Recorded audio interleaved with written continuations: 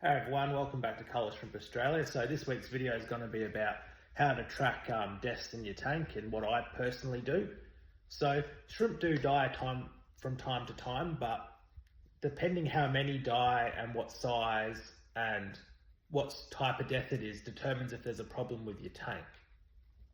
Obviously I've had a haircut since last time. It's not the best, but it is what it is. But moving on to the video, I make a spreadsheet where I depict all the deaths of a tank. So in the example, I've just done 2 racks at my place of Neocaridina, and I annotate what sort of death it is. Is it a moulting death? Is it just an old age death? Is it a juvie, an adult?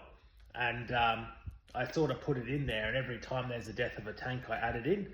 And then if there's a fair few deaths in that tank, I can then go, all right, I think there's a problem. Whereas if you get 1 death a month or 2 deaths a month and then nothing else for that tank, I wouldn't really call that a problem. I'd just say maybe that shrimp just got a bit old. But if you notice a death on a Monday, death on a Wednesday, death on a Friday, death on a Saturday, 2 deaths on the next Monday, then I would be like, hey, look, there's probably a problem with your tank. And you can go back and go, did I do a water change? Did I do some RO water? Did I put too much bacterium powder in my water? And you can sort of go back and think what you've done to the tank to see if what parameters thrown out and why the shrimp are unhappy. But yeah, it's just a quick video to show you what I personally do, and hopefully you enjoy it. So in the video, just to highlight, there's 22 tanks in Neocaridina.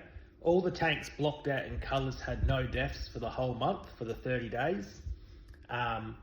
And all the deaths you can see, I've pictured how many deaths of that day. So number 1's 1 death for that tank for that day, and a 2 is 2 shrimp died in that tank.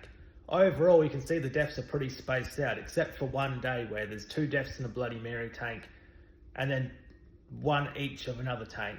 That day was 40 degrees in Adelaide, so my shrimp water got a bit hotter than normal, so I think that contributed to the death.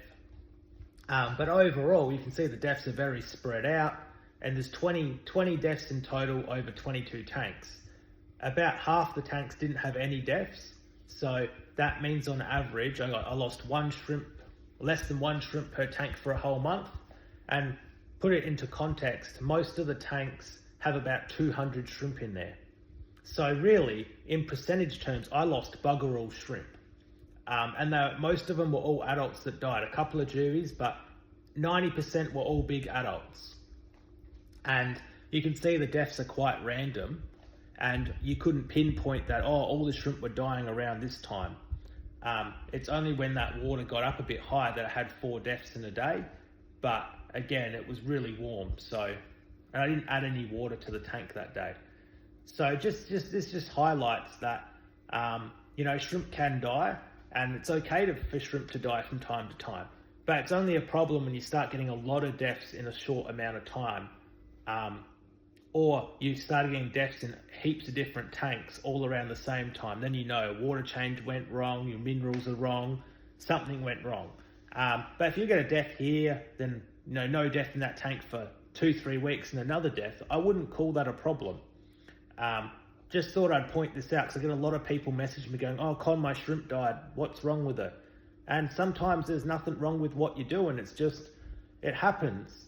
So I just thought I'd let everyone know that, and hopefully this has sort of helped you and given you a bit more insight to what I personally do to track all my deaths. I do this for my whole room.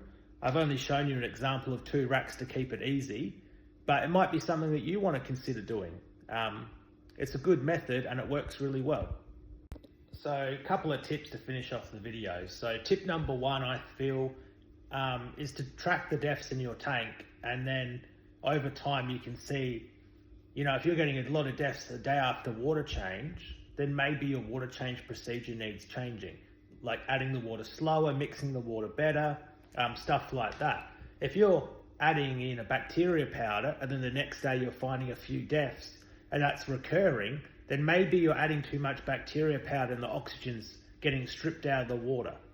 So this is just a way to track what you're doing, and then you can go back and see if there's a pattern with recurring death. And then once you see that pattern, then you can adjust what schedule you're doing and what maintenance you're doing to your tanks.